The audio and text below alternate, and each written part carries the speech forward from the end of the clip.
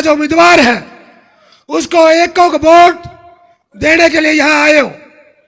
और आप याद करो 2 दिन की पहले की घटना, कल की इस तानाशाह सरकार ने हमारे प्यारे लाडले जो बाबा साहब ने जो संविधान बनाया था, उस संविधान में अहम भूमिका आदरणीय स्वर्गीय चौधरी रणबीर सिंह जी की रही थी।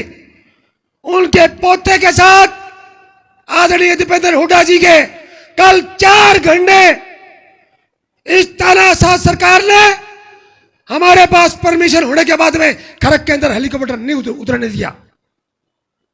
मैं ये कहना चाहता हूं और चेताना भी चाहता हूं, हम 25 तारीख को जो हमारा अपमान किया, हमारे बच्चे के साथ जो जाति की,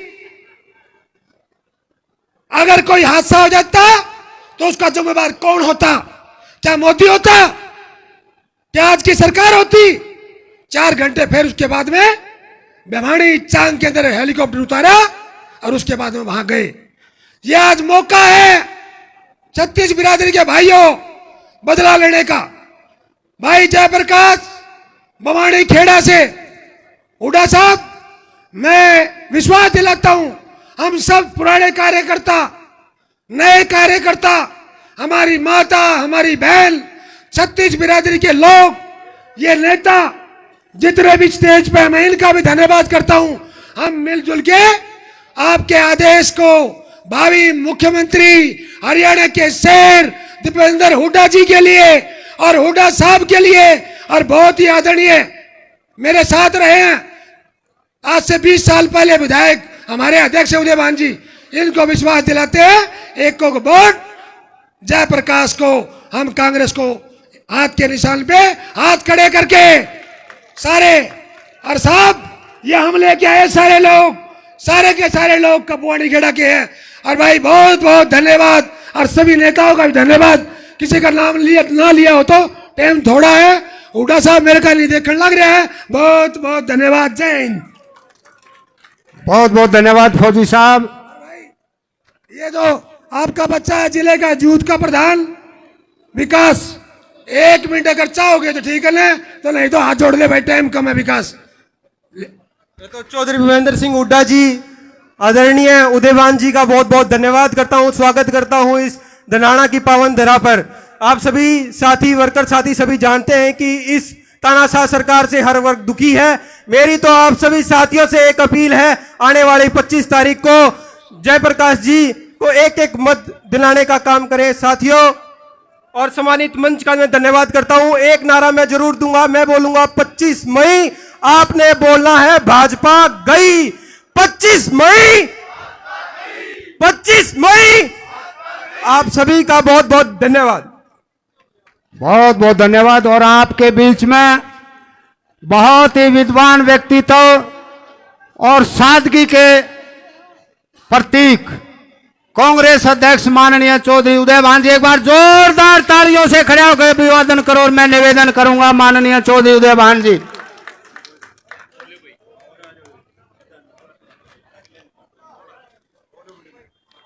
हरियाणा प्रदेश के जन जन की आशा और विश्वास के प्रतीक, हरियाणा प्रदेश के बहुत ही सर्वप्रिय जनप्रिय नेता, पूर्व मुख्यमंत्री, नेता प्रतिपक्ष आदरणीय चौधरी भूपेंद्र सिंह हुड्डा जी, आपके हर सुख दुख के साथी, बहुत ही जुझारू, और 3 बार आपने विधायक चुन के भेजा, पूर्व चीफ पार्लियामेंट सेक्रेटरी, आज के इस कार्यक्रम के आयोजक श्री रामकिशन फौजी जी, हमारे पूर्व मंत्री, बहुत ही हमारे आदरणीय पंडित वासुदेव शर्मा जी, ठाकुर लाल सिंह जी, हमारे पूर्व जिला अध्यक्ष भिवानी से संदीप तंवर जी, सतवीर रतेड़ा जी, भाई अनिल धानक जी, बहन निर्मला जी, विनोद भूषण दहिया जी, दिनेश जी सह प्रभारी, प्रदीप गुलिया जी, ब्रह्मानंद एडवोकेट जी, विजय सरपंच जी, अजीत भामला जी और मंच पर बैठे हुए मेरे सभी सम्मानित साथीगण, मैं ज्यादा समय नहीं लूंगा। 25 मई को जो होने वाला चुनाव है, ये मामूली चुनाव नहीं है। ये चुनाव इस देश की दिशा और दशा तय करने का चुनाव है। एक तरफ आपके सामने तानाशाह आज के प्रधानमंत्री श्री नरेंद्र मोदी जी हैं, जो इस देश में तानाशाही लाना चाहते हैं, इस देश को चीन और रूस के रास्ते पर ले जाना चाहते हैं, इस देश की संवैधानिक संस्थाओं का गला घोटना चाहते हैं, इस देश में विपक्ष की आवाज को दबाना चाहते हैं। और जो हमारे नेताओं ने, हमारे कांग्रेस पार्टी के स्वाधीनता संग्राम के सेनानियों ने, हमारे शहीदों ने, जो आजादी के बाद भारत का संविधान बाबा साहब डॉक्टर भीमराव अंबेडकर के नेतृत्व में जो संविधान बनाया था, जिसमें सभी जाति, वर्ग, धर्म और संप्रदाय के लोगों को बराबर का बोलने का अधिकार दिया, बराबर का अपने मत को लिखने का अधिकार दिया, जिसने सभी, चाहे राष्ट्रपति हो, चाहे कोई सफाई कर्मचारी हो, चाहे कितना भी बड़ा पूंजीपति हो, अमीर हो, गरीब हो, सबको बराबर की वोट देने का अधिकार दिया। कोई किसी धर्म की पालना करता हो, किसी में आस्था रखते हो, अपनी आस्था के मुताबिक अपनी पूजा पद्धति करने का अधिकार दिया। इस तरह से उस संविधान में सभी को बराबरी का दर्जा दिया। आज उस संविधान को खतरा बना हुआ है। आज के इनके नेता कहते हैं कि हमें 400 एमपी चाहिए, जिससे हम इस संविधान को बदल सकें। ये संविधान को बदलना चाहते हैं, प्रजातंत्र को कुचलना चाहते हैं, लोकतंत्र को कुचलना चाहते हैं।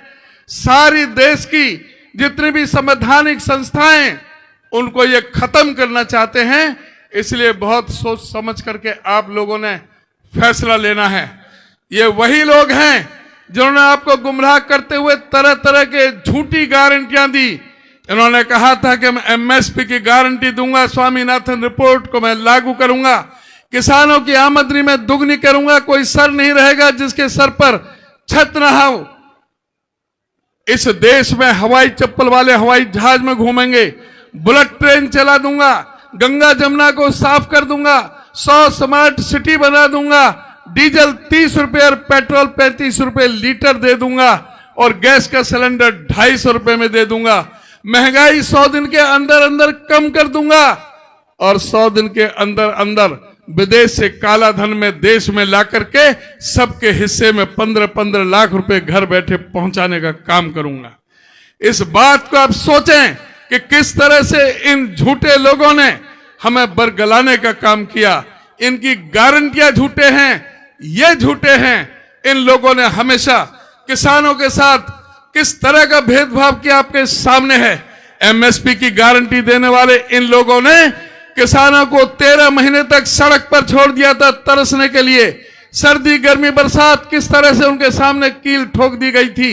दिल्ली के रास्ते बंद कर दिए गए थे, उनको झूठा आश्वासन देकर के आंदोलन खत्म किया गया। उन किसानों को कुचलने वालों को आज भी टिकट थमा दिया गया, और उन किसानों ने दोबारा आवाज उठाई तो पंजाब और हरियाणा की सीमा पर अंतरराष्ट्रीय बॉर्डर बना दिए गए, पक्की दीवारें खड़ी कर दी गई, और किसानों पर ठंडी पानी की बौछारें दागी गई, किसानों पर रबर बुलेट फायर किए गए, किसानों पर ड्रोनों से हमला करने का काम किया।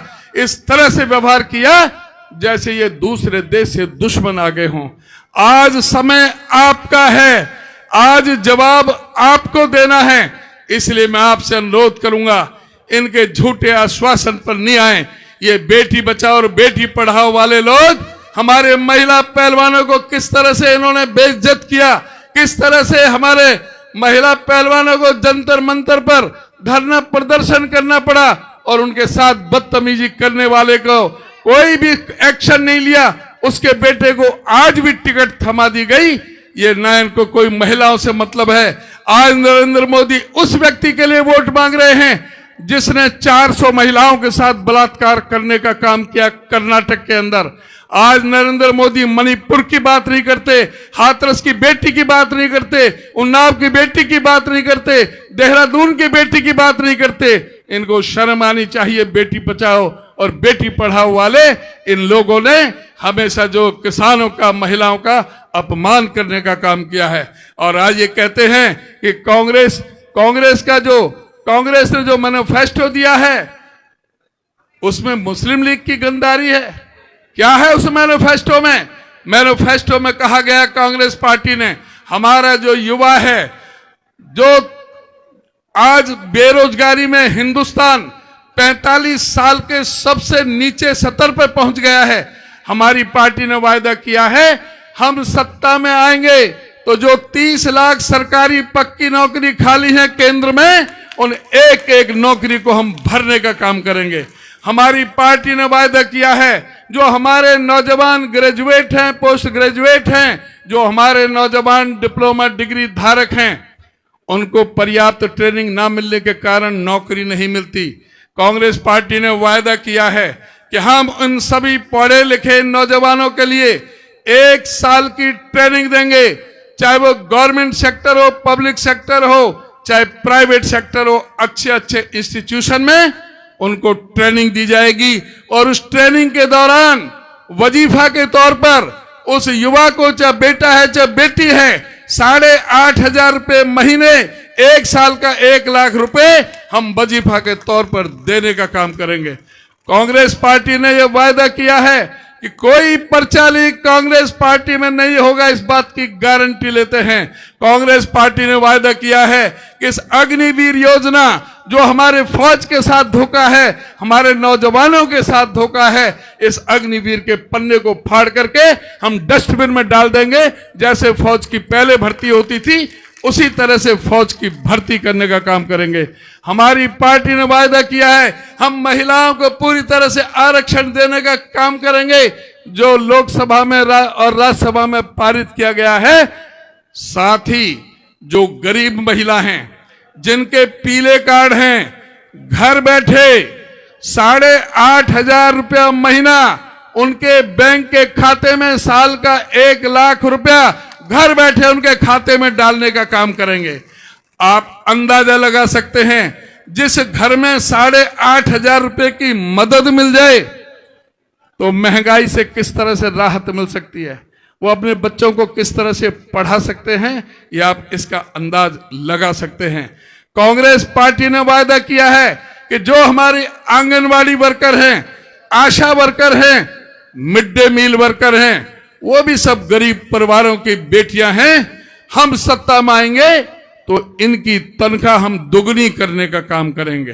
साथ ही कांग्रेस पार्टी ने यह भी घोषणा की है कि पूरे देश के अंदर और नई 14 लाख आंगनवाड़ी वर्कर और नई भर्ती करने का हम काम करेंगे। कांग्रेस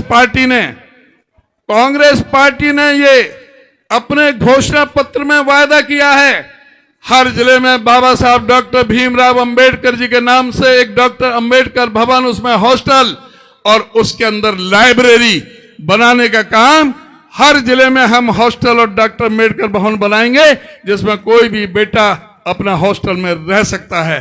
कांग्रेस पार्टी की यह भी घोषणा है कि हम हर जिले में महिलाओं के लिए, कामकाजी महिला हैं, हमारी बेटी जो कॉलेजों में पढ़ रही हैं, उनके लिए कहीं जगह नहीं मिलती, शहरों के अंदर कोई कमरा मकान किराए पे लेने में बड़ी दिक्कत होती है।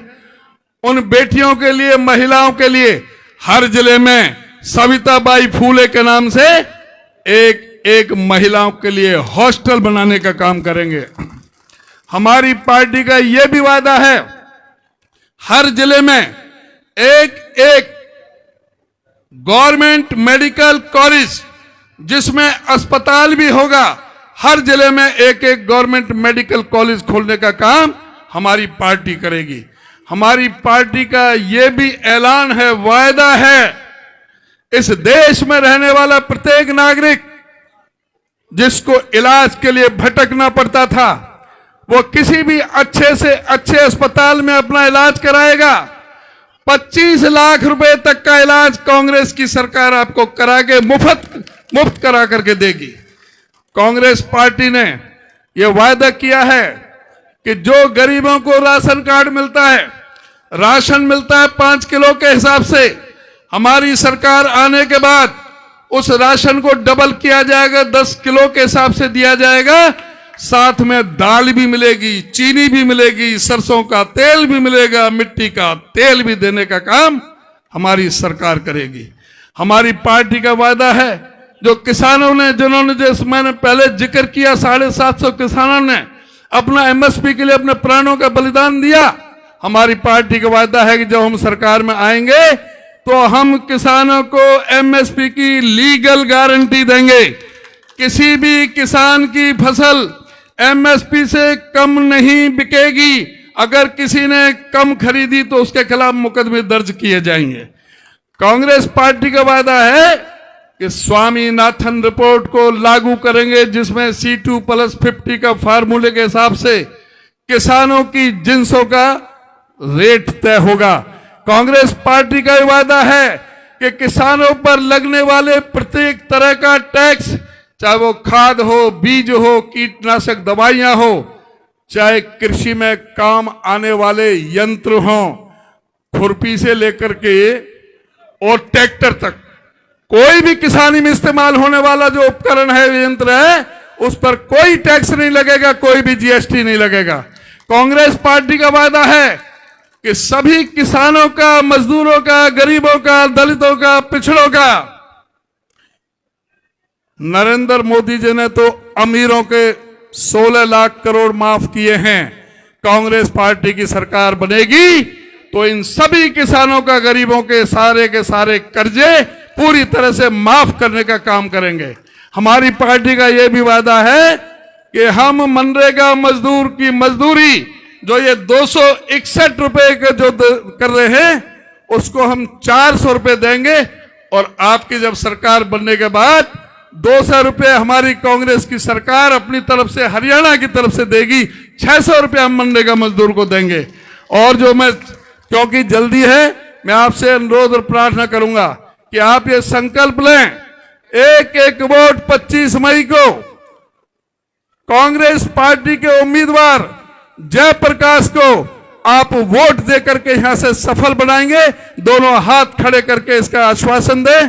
और जो हमारी सरकार बनेगी आने वाले चंद समय में, 2-3 महीने में, 4 महीने के अंदर, तो हम क्या करेंगे उसके बारे में हुड्डा साहब आपको बताएंगे। आप सबका बहुत बहुत धन्यवाद। बहुत बहुत धन्यवाद माननीय महोदय जी।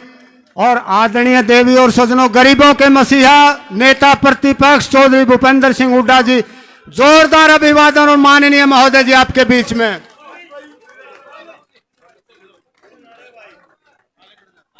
हरियाणा प्रदेश कांग्रेस कमेटी के अध्यक्ष माननीय चौधरी उदयभान जी, पूर्व सांसद सुशील इंदौरा जी, पूर्व विधायक व चीफ पार्लियामेंट्री सेक्रेटरी रामकिशन जी, मास्टर सतबीर सिंह जी व वासुदेव जी चले गए, सम्मानित मंच, उपस्थित मेरे बुजुर्गों, नौजवान साथियों, प्यारे बच्चों, मातृशक्ति।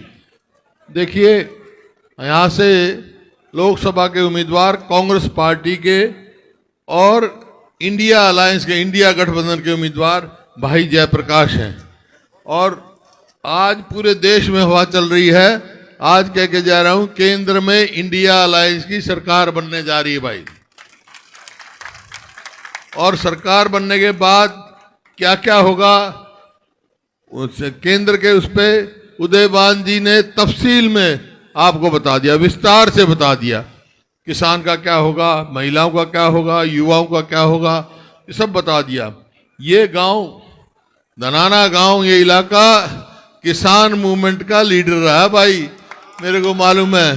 किसानों की लड़ाई लड़ना जानता है ये गांव, मैं भी साथ रहा इनके। तो ये फैसला जो है एमएसपी का, ये सरकार तो कहती थी 2022 में हम आमदनी दुगनी कर देंगे। किया क्या, लागत दुगनी कर दी। 2014 में के डीजल का भाव था, के खाद का था, के कीटनाशक दवाई का था, आज क्या था, एमएसपी भी मिलती। तो ये तो हमने एक फैसला कर दिया, मेरी कमेटी की थी ये, हमने फैसला किया कि किसान को कानूनी जो है हम हक देंगे, एमएसपी का, स्वामीनाथन का भाव देंगे और हर हिसाब से किसान को मजबूत बनाएंगे। ये बात।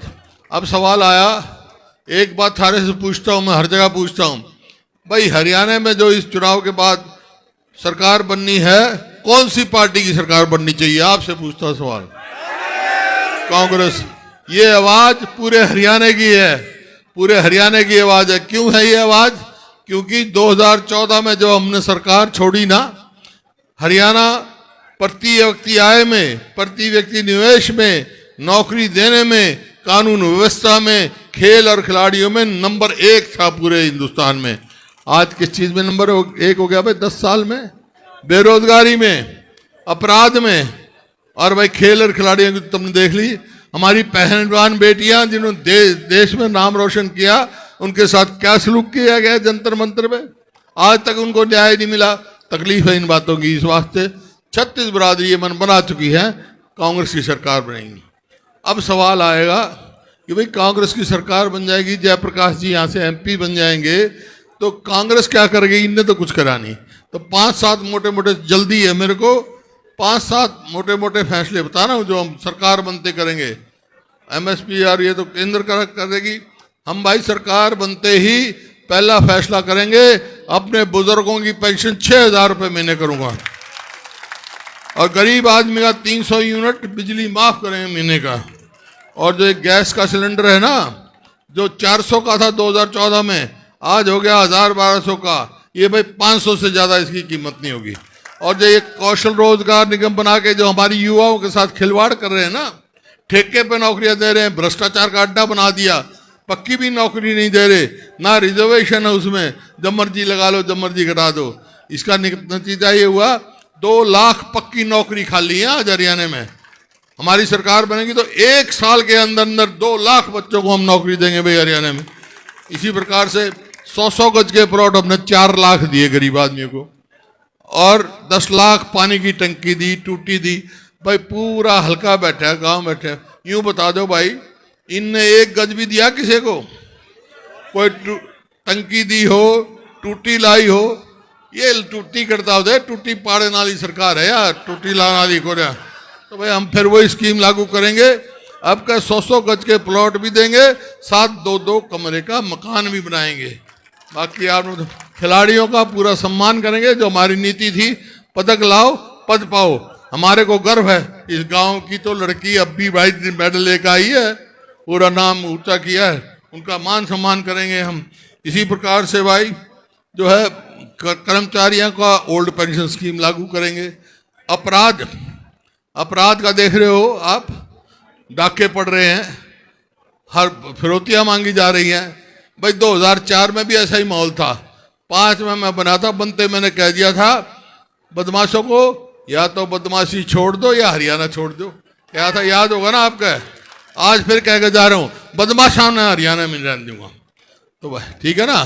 पर एक बात है, एक फैसला कर ले हम, वो तो हमारे अध्यक्ष जी ने कह दिया भाई संविधान बचाने की तो लड़ाई है, संविधान तो बचाना ही है। संविधान बचेगा तो जब ही तो प्रजातंत्र बचेगा, प्रजातंत्र बचेगा जब ही तो सारे अधिकार बचेंगे वोट देने के, तो सबने पता है। तो मैं ये कह रहा हूं कि आज ये सारी बात कही है, ये कब होगी? जब सरकार बनेगी। सरकार बनने का पहला कदम क्या है? वो है पार्लियामेंट। यहां से हमारे भाई, मेरे जुझारू साथी, जिसकी आवाज में दम है, भाई जयप्रकाश जी उम्मीदवार हैं। लाखों वोट से इनको जिता के भेज दो भाई। एक बात या मेरी मान लो, एक बात मैं थारी मान लूंगा। मेरी तो यह मान लो, लाखों वोटों से जयप्रकाश को जिता के भेज दो। थारी ये मान के आज कह के जा रहा हूं, जयप्रकाश को जिता के भेज दियो भाई, मैं थारी सरकार बना दूंगा हरियाणा में। मंजूर है?